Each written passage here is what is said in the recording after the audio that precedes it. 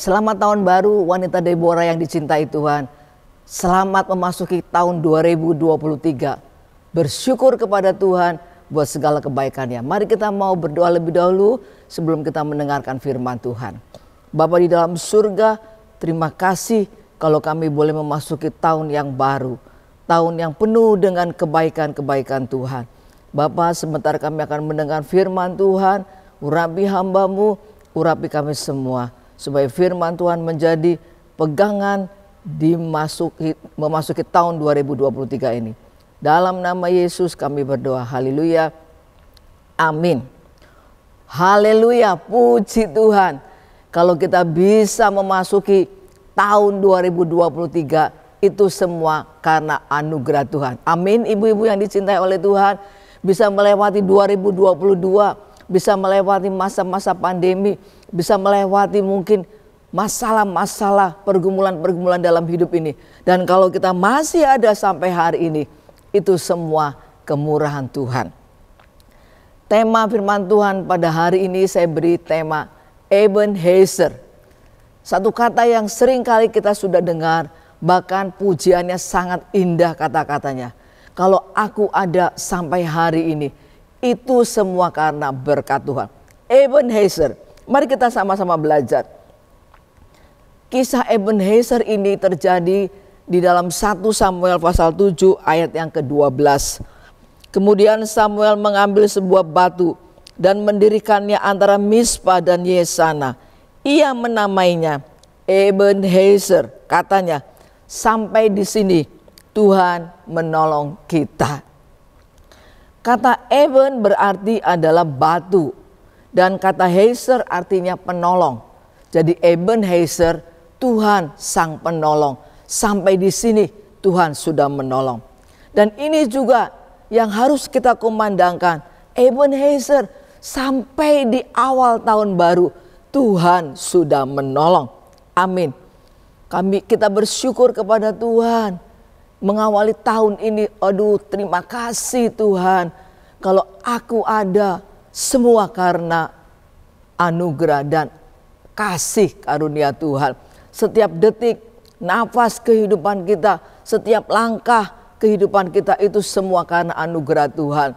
Bisa bangun di pagi hari, bisa menghirup udara segar, kepala tidak pusing dan sebagainya dan sebagainya. Aduh ibu-ibu, mari kita bersyukur kepada Tuhan. Daripada kita mengeluh, kok begini ya. Lebih baik kita pakai untuk selalu bersyukur kepada Tuhan. Mari kita pelajari peristiwa Ebenezer ini. Orang-orang Filistin menguasai bangsa Israel. Orang Israel kalah di dalam melawan bangsa Filistin. Orang-orang Israel berteriak, mengeluh, mengadu, menangis kepada Tuhan. Lalu datanglah firman yang disampaikan oleh Samuel kepada bangsa Israel. Di dalam 1 Samuel pasal 7 ayat yang ketiga. Lalu berkatalah Samuel kepada seluruh kaum Israel demikian. Jika kamu berbalik kepada Tuhan dengan segenap hati, maka jauhkanlah para allah asing dan para Asitoret dari tengah-tengahmu. Dan tujukan hatimu kepada Tuhan dan beribadahlah hanya kepadanya. Maka ia akan melepaskan kamu dari tangan orang Filistin. Ayat 4. Kemudian orang-orang Israel menjauhkan para Baal dan para Asitoret dan beribadah hanya kepada Tuhan. Bangsa Israel merespon apa yang Nabi Samuel katakan. Kalau kamu mau lepas dari bangsa Filistin, jauhkan berhala-berhala, jauhkan penyembahan-penyembahan berhala, dan beribadah hanya kepada Tuhan, jangan mendua hati. Dan akhirnya bangsa Israel ini menurut apa kata Nabi Samuel. Dan singkat cerita, akhirnya bangsa Israel bisa mengalahkan bangsa Filistin, bangsa yang mengerikan, bangsa yang kuat. Mari kita pelajari. Yang pertama, Ebenezer. Yang pertama, kita belajar bahwa ada Tuhan yang maha besar. Katakan amin Bapak Ibu, Ibu-ibu. Ada Tuhan yang maha besar. Ibu-ibu tahu bagaimana caranya Tuhan mengalahkan bangsa Filistin ini? Kita melihat di ayat yang ke-8. Ayat yang ke-8, lalu kata orang Israel kepada Samuel, jangan berhenti berseru bagi kami kepada Tuhan Allah kita, supaya ia menyelamatkan kami dari tangan orang Filistin. Bangsa Israel sangat ketakutan dari bangsa Filistin ini.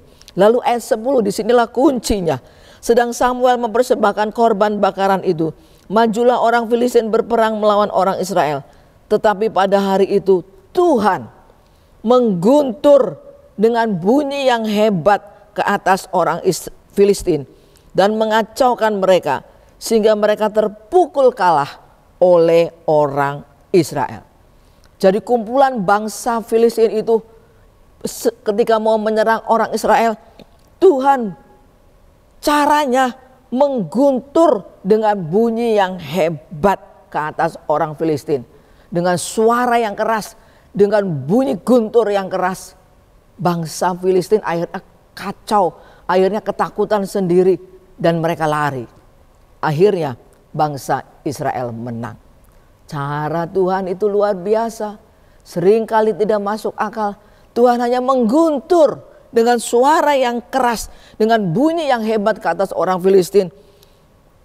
Orang Filistin menjadi kacau dan mereka terpukul kalah dari orang Israel. Yang kita pelajari dari peristiwa ini, yang pertama, kita punya Tuhan yang maha besar. Amin, ibu-ibu.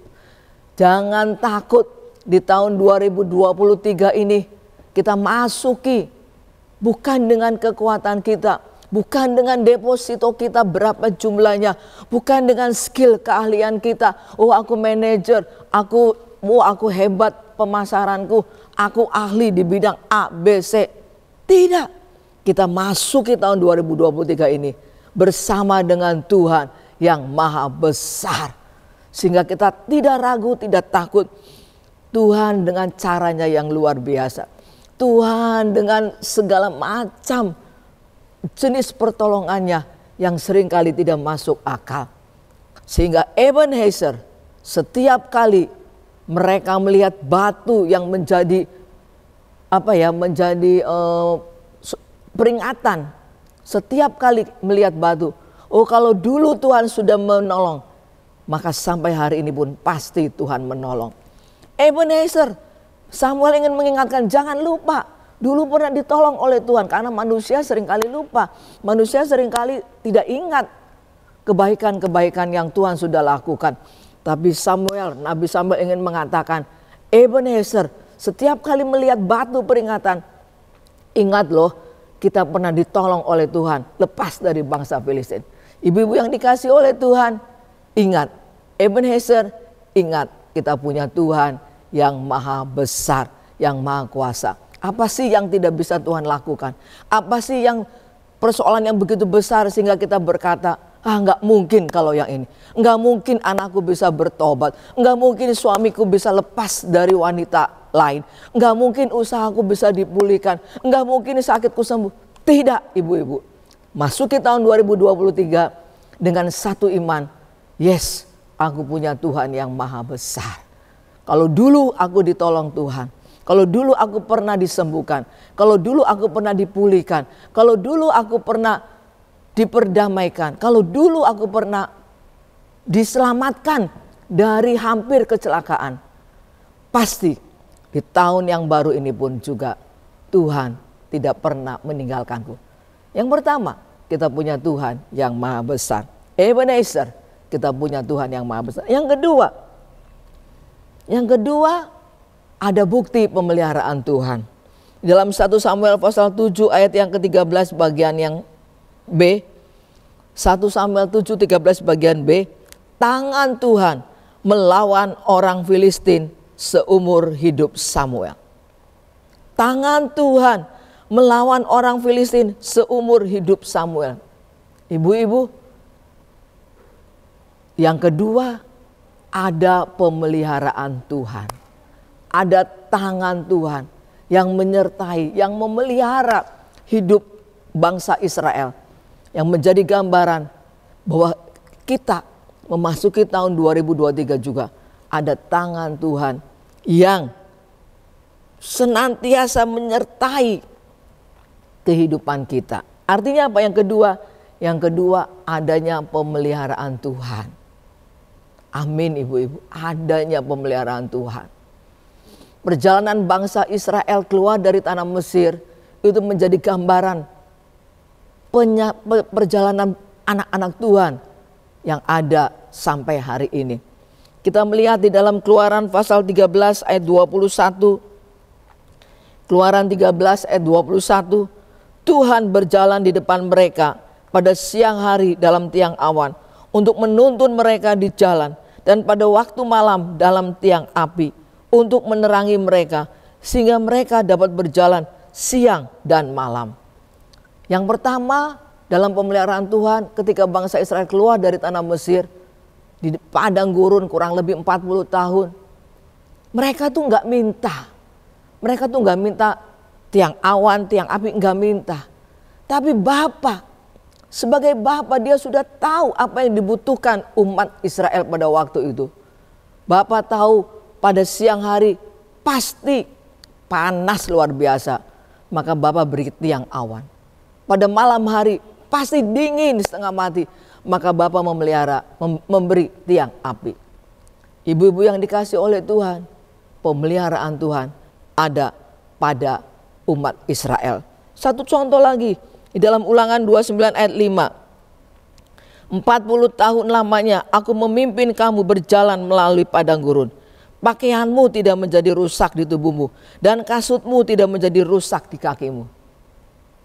Ibu-ibu, 40 tahun kasut dan pakaian tidak rusak. Luar biasa pemeliharaan Tuhan. Sepatu merek apa? Baju merek apa yang 40 tahun tidak rusak? Ini menggambarkan bahwa pemeliharaan Tuhan yang luar biasa. Belum lagi selama mereka di padang gurun diberi roti mana dan daging. Tiap hari. Saya pernah sampaikan di dalam ibadah hari Minggu. Mau berapa ribu kilo daging yang harus disiapkan. Kalau saya ibaratkan McDonald saat ini. Berapa counter McDonald yang harus disiapkan untuk menyiapkan kurang lebih 2 juta umat manusia. Setiap hari. Kita makan 3 hari sekali. Pasti mereka dikasih 3 hari sekali makan. Ibu-ibu bisa bayangkan roti, berapa perusahaan roti yang harus bisa siapkan 2 juta orang. Kita kalau punya acara aja kita mengundang 100 orang, kita udah bingung konsumsinya. 200, 300 udah bingung konsumsinya. Ini 2 juta. Dan Tuhan memelihara dengan caranya yang ajaib. Caranya yang incredible, luar biasa. Tidak masuk akal. Dan ini ingin Tuhan bicara bahwa Tuhan memelihara. Kalau Tuhan memelihara umatnya pada saat itu bangsa Israel. Tuhan ingin berkata, Tuhan pun siap memelihara anak-anak Tuhan di tahun 2023. Katakan amin. Dengar apa kata firman bahwa Tuhan akan memelihara. Pemeliharaan Tuhan senantiasa iya dan amin.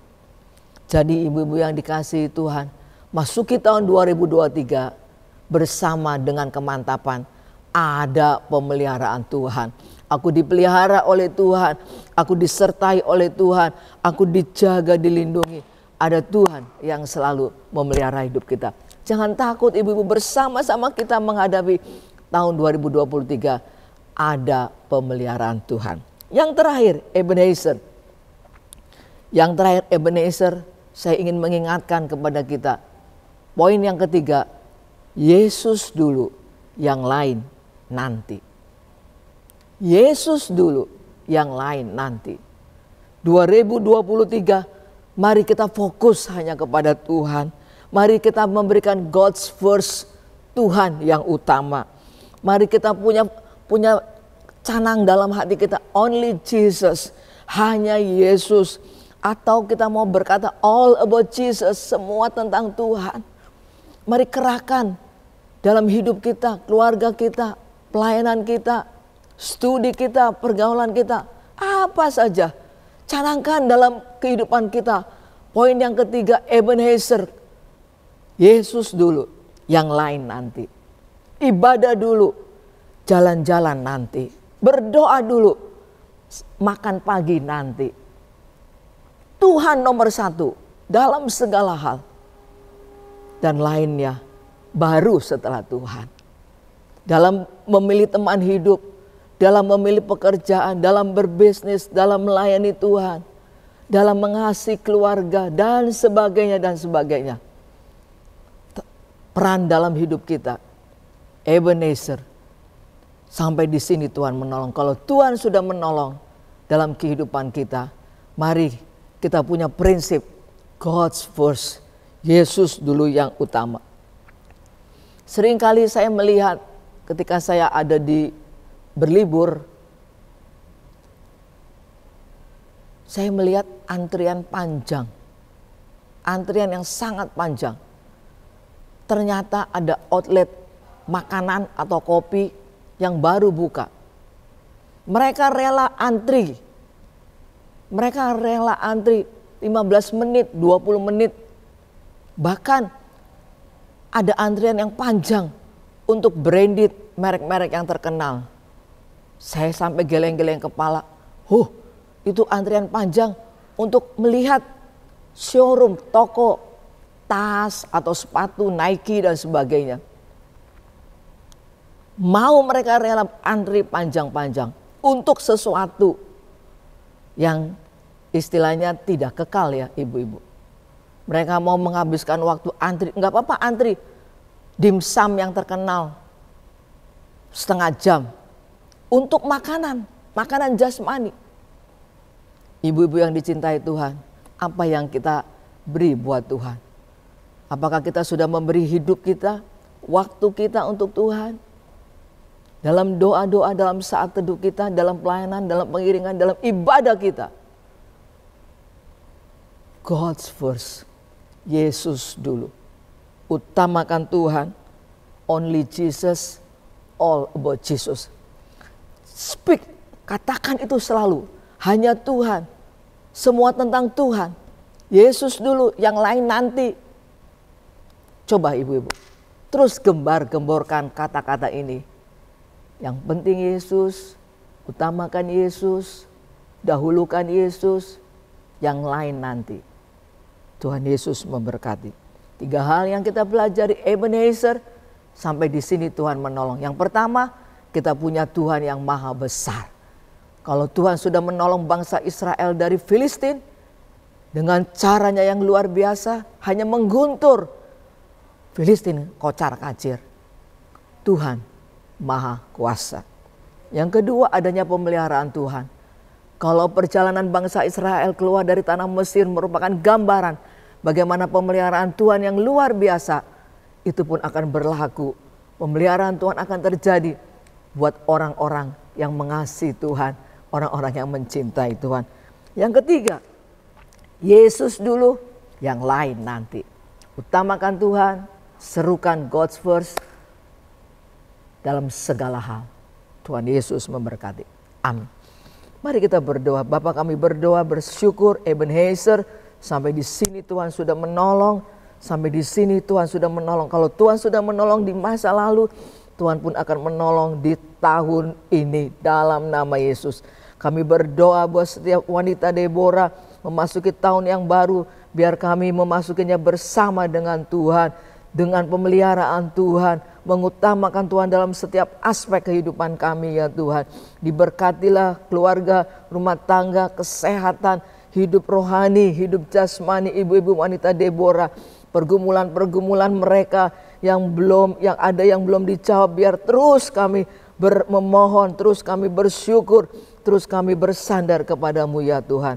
Diberkatilah hidup suami, hidup anak-anak, hidup orang tua, keluarga, hubungan suami istri, pekerjaan, kesehatan dalam nama Tuhan Yesus. Terima kasih Tuhan. Kami sudah berdoa dan mengucap syukur. Haleluya dalam nama Yesus. Amin.